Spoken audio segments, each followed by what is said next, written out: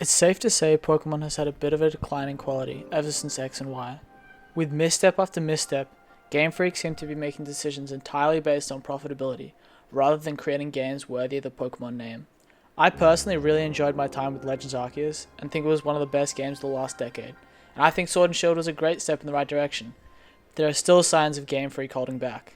It often seems like Gamefreak are too afraid to make a great game, and are willing to just settle for small steps. With Sword and Shield, it felt like they were willing to make a small step in the right direction, but in the end, just ended up making a normal Pokemon game with a side mission with the wild area. It didn't feel like they really wanted it there, it was just kind of an afterthought. Game Freak are clearly too afraid to take risks, and that's okay to some extent, because they are one of the biggest game franchises in all of history, so it would make sense that they wouldn't want to be too hasty with making sweeping changes to their game.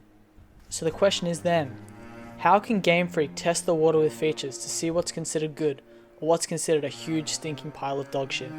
And personally, I think I have the best solution for all of Game Freak's problems. Now before you go to the comments and say, but BDSP was trash and Nintendo would never let that happen, I'd like to set the record straight. I personally did not like BDSP. I didn't even finish the game, man. And it's not like I played the original Diamond and Pearl and I thought it was too similar. The game just fucking sucked. So I can agree with you on that one. But outsourcing is not a new concept for Nintendo games. Both Zelda and Mario have done it in recent years, with the Cadence of Hyrule and Mario Rabbids respectively. And those are Nintendo's other biggest IPs, so it wouldn't be an outlandish scenario to see Game Freak outsource more Pokemon games. So what kind of games are we even thinking about then? Well, that's all up to whatever Game Freak are willing to do. Because if it were up to me, we'd have a Pokemon RPG made by Obsidian, an RTS made by Blizzard, and maybe even, if you do a little stretching, a Battle Royale made by Epic Games. But, you know, obviously those aren't very realistic, so let's just put them to the side for now and think about other games that could potentially happen actually. Now, an open world game is something that I personally have been wanting for a while, and something that Game Freak has tried with great success, to be honest. But what I really want is literally just Breath of the Wild. I just want Pokemon in Breath of the Wild.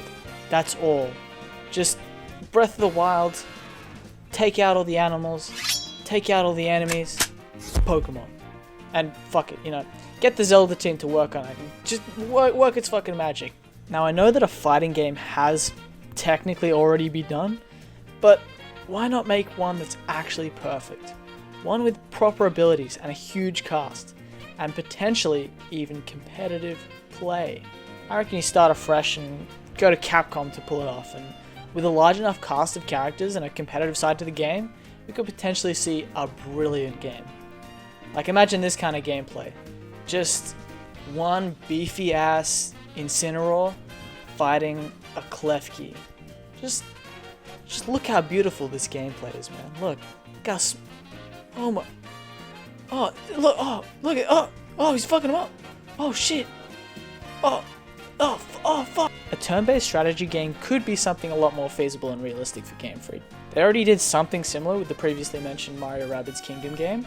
So I think if you just take that game, replace Mario and friends with some Pokemon, replace that Chomp with like a Mewtwo or something, and then make a few minor adjustments, you've got a great game in your hands.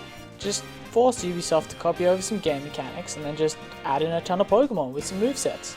Another perhaps bolder choice Game Freak could make is to take inspiration from...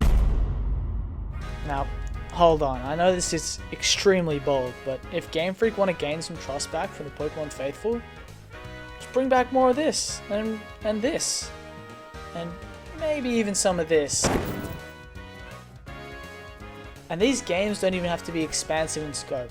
Because most fan games are just ROM hacks anyways, which is extremely telling about what Pokemon fans really want, by the way.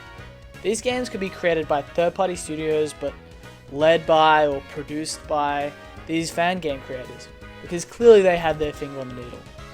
2D, classic style Pokemon games would be cheap to produce and could potentially just be $20 eShop titles. These games would have a heavy focus on new and unique stories and have new gimmicks and forms, like things along the lines of Mega Evolutions and Alolan forms, stuff like that. I think story-focused side games could be exactly what many fans want. And adding in some new gimmicks just gives it so much more extra spice. Looking back on this video, it does look a bit like a kid hopping onto Santa's lap and listing all the amazing game ideas they have, but the point of this video was to showcase the incredible versatility that the Pokemon franchise has, and the potential it has to branch into so many different directions. I believe that Gamefreak are ambitious enough to at least give some of these ideas a try, because really the only thing they have to lose when outsourcing is the reputation of the series, and that has been on a steady decline already. So I hope you enjoyed the video. Everything in it was just pure opinion, just to clarify, because I would genuinely like to see some real change from Gamefreak instead of half-baked ideas and shitty spin-off games. So thanks for watching. Catch you in the next one. Peace.